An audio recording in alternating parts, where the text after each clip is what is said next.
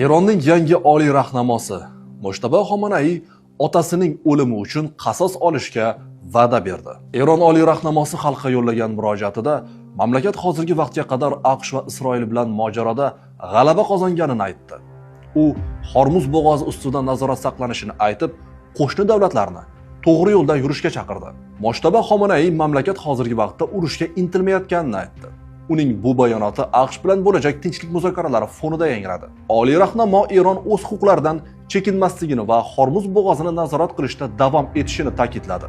Hormuz bo'g'ozini boshqarishni albatta yangi bosqichga olib chiqamiz dedi u. Shuningdek, urush davomida aviahujumlar sababli yetkazilgan zarar uchun AQSh va Isroildan tovon to'lashni talab qildi. Biz yetkazilgan har bir zarar, to'kilgan shahidlar qoni uchun albatta tovon talab qilamiz dedi Xomanaiy. U Eronning sobiq oliy rahnamosi, otasi Oyatulloh Ali Xomanaiy va boshqa halok bo'lgan eronliklar uchun qasos olish niyati qat'iy ekanini ta'kidladi.